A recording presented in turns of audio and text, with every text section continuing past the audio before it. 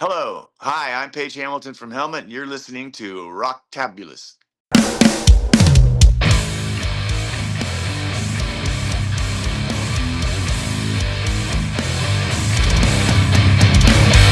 Bueno, bienvenidos a otra entrevista de Rectángulos. Hoy estamos con Paige Hamilton de Helmet, banda que se presentará el 2 de mayo en Argentina. How are you, Paige? I'm good. How are you? I'm very good. And now we're going to talk about a perfect album that is Betty, the album that you're going to present, the 30th anniversary of Betty. So, Yes. well, basically, what I want to know is because we have a hectic day. Betty is often described as Helmet's most eclectic album, from jazz to noise, and I want to know if this was a diversification that was conscious or it was a decision that was going on and it was evolving during the process of the composition of the album. Sure. Yeah. Yeah. I think every time you write an album or a song, you're trying to kind of push your own boundaries a little bit. So uh, that's yeah. We didn't want to do the same album again. Meantime. Um, so I just wanted to try some new stuff out. And well, considering how the structure of Betty is, how much did your jazz training influence tracks like Beautiful Love or Sam Hill, for example?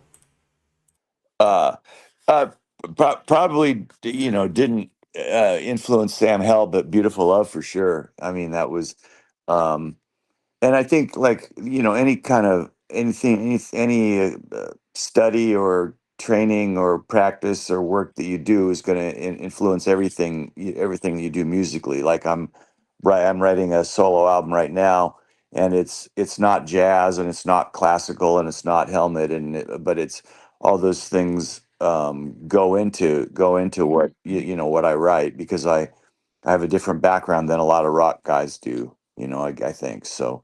um, the rhythm in jazz, it's, music is basically melody, harmony, rhythm, form, the structure of a song or a piece, and the text, the words. Doesn't matter if it's a Slayer song or a Mozart aria, you know what I mean? So it's all, we're talking in Western music, we're talking about 12 notes, and rhythm and sound, and all these things are influenced by what you work on every day. I mean, today I'm just playing for fun a Thad Jones song called "A Child Is Born," which is a beautiful 3/4 kind of ballad, and so that's, maybe that'll, something that is in the back of my brain will pop up into the music I write later today. So Well, basically that was what I'm thinking with Speechless, that has a right tight interplay between the drums and the guitar. I don't know how the composition of that was, if it was like something that you talked with John Steiner, or it was mainly you working on those intricate parts. well, I mean, John came up with all his drum parts. I mean, I would have ideas like as far as what I wanted the beat to be, the basic beat, like a song like "Rude." I wanted it to be the straight, "Rude" from Strap It On. I just wanted it to be the straight, dun dun ga dun dun dun. And same with "I Know." It had that, I wanted that kind of straight beat. But then he came up with all those grooves, like his own. He made it his own for sure, and his fills are amazing. And so the drum, he's completely responsible for the drum arrangements. Oh yes, because you mentioned I know, and the pattern for I know for following the drums are, well, basically impossible. Yeah, yeah, yeah. He's one of the best. And well, something else that is that the album starts right away with Wilma's Rainbow, and it's really dissonance, and right away. And what was the idea of starting with that? Like it's like a contrast kick to the rest of the album. Yeah, I mean, I write the songs, and then I think about the sequence of the album. so I think when I was writing the song, I just liked that you know, false harmonic on the sixth fret is what I'm doing, and there's a cool chord there. It's what would it be like? It doesn't really have a color. It's like it's stacked fourths. There's C sharp, F sharp, and B. Um, oh, that's the chord. And yeah, what actually is that harmonic note? I'm not sure. It's kind of purposely in between. Um, but I don't know. I just liked the song a lot. I thought it was a great album starter. I think it should have been the first single. I trusted too many people around me for advice, and I think my original manager, they wanted to be too cute with by putting Biscuits for Smut as a single, and it's not a single at all to me. It shouldn't have been. It should have been Wilma's Rainbow, I Know, and Milk Toast. Period. Like those are the three. Those are the three best songs on the album. And well, we talk about it a little bit of this, but were you like avoiding consciously to being predictable when composing, or were just exploring what you felt like jamming or whatever? Or this album was to avoid predictability after meantime. Yeah, all of the above. Yeah, I mean, I think when you've written a song, you don't want to sit down and write the same song again. Like I don't anyway. I know some people, that's a different. When I worked with Lincoln Park 10 years ago on the Hunting Party, Mike Shinoda and I discussed. He said, "Well, we had a huge hit with our first album, so we wanted to make the exact same album again." So that was their approach. My approach was we had obviously a much smaller hit, but it was a hit album, and I wanted to do something completely different. And it's like part of me feels like rock and roll should challenge people. There should be a little bit of, I don't know, fuck you in it. I think like I mean Paul Westerberg and Ray Davies are both heroes of mine, and I'm not comparing myself to either of those guys because they're way better songwriters than I am, but I love both guys, and they both have a kind of that same fuck you attitude, I think. So yeah, I think maybe we would have sold more records if we had done the same album again, but I don't, I just couldn't do that. I would go crazy. And okay, now you're performing Betty again live, and how is that experience for you? I mean, it's 31 years after.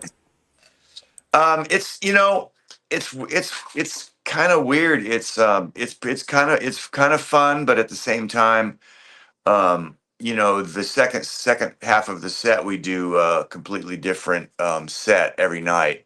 So that kind of keeps it fresh. I'm not, my personality is not one that where I would like to keep repeating myself. You know what I mean? So there's kind of, but at the same time, it's kind of, I don't know. It's kind of interesting because you have to explore think about ways to make the songs fresh every night. You know what I mean? And like kind of just really zero in, and I want to be as perfect as possible. I want to play the songs perfectly and sing.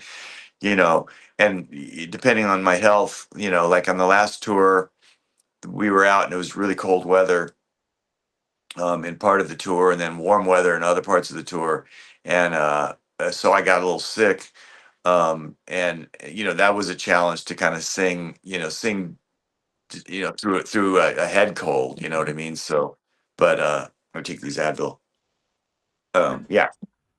Well, you basically now you're going to play in Argentina, basically almost by winter, so that is going to be a challenge. But going, yeah, Be cold. yes, yes, yes, yes, yes. Oh, okay.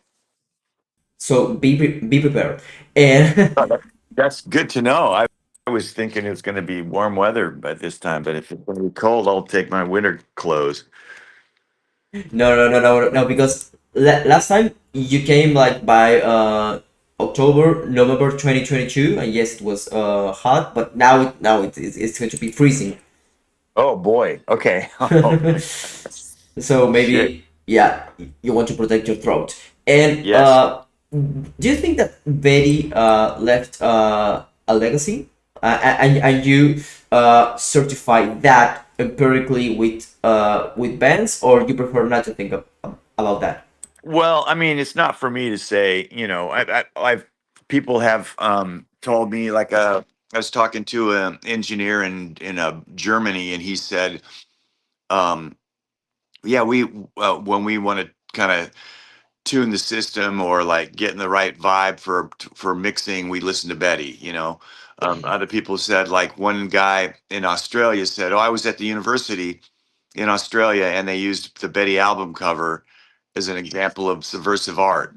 And so I like that. That makes me happy.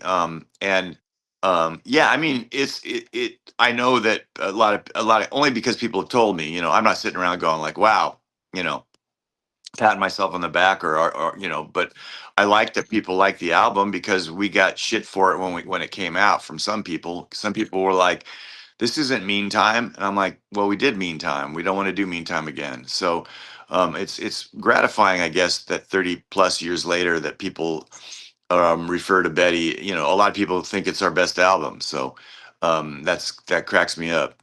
But you have to, if you don't have the I don't know, not bravery, that's not the right word, but the guts to go to try to challenge your fans, then you kind of, you know, I would lose respect for someone that just, had no uh, didn't want to challenge people. You know what I mean? I love jazz music, and jazz is improvisation. I've played the song "Beautiful Love." I've played it 1,000 times, and I play it completely differently now than I did in 1994. In fact, I'll play it completely different today than I did yesterday. So that's the beauty of jazz. There's a structure there, um, 16 bar structure on that tune, for example, there's chord changes, and what can I do with those chord changes to keep it interesting and improvise, and it's much like a conversation, and I think that's why I love jazz so much. And so the one thing with Betty playing it live, as you ask about, is that I get to play guitar solos, so I get to improvise every night. And so it's different. It's going to be different. Like the solo I play on Sam Hell is going to be different, in Argentina than it will be in Sao Paulo or Santiago on the other shows we're doing down south. So um, that's kind of fun for me. I don't know what it's like for those guys, but they really love playing together. Like they're such a powerful rhythm section. Kyle, Dave, and Dan together are very, very in sync, and they get the music on that level. They understand that you have to kind of tap into something. Yeah, I mean, I have the occasional conflict as well with Kyle because a lot of drummers feel that you have to lay back to make music feel good, and there is some truth to that in some forms of music, but not in the helmet music. You have to kind of stay on top of the beat, and it has to feel like it's speeding up, even though it's not. That's very much a jazz thing. It feels like it's speeding up, but it's not. So yeah, I'm sure they have different things that they're challenged by every night to keep it fresh as well. So. Well, I know that we don't have that much time, so I want to ask one last question, and is are you familiar with John Zorn and its works? Zorn? Yeah. Of course. Yeah, yeah, yeah. He when I was making Betty, when we were making Betty, I should say, he called me in the studio one day. Um, we were at River Sound, Donald Fagen's from Steely Dan's old studio up on the Upper East Side in New York City, and he called me about doing a project together. And Helmut was just too busy. I was into it. I would like to, but we were too busy at the time. So they kind of fell by the wayside. So yeah, I know him. I've never met him face to face, but we spoke on the phone. Okay, well, that's something more Yeah, than interesting. yeah, Like yeah. I imagined you listening to Naked City or Masada, for example, those Zorn's projects. So, Paige, I know that we don't have that much time. So, thank you very much for your time. Thank you, thank you, thank you. And we My meet pleasure. we meet in Argentina. Sounds good. Sounds good. All right. Okay.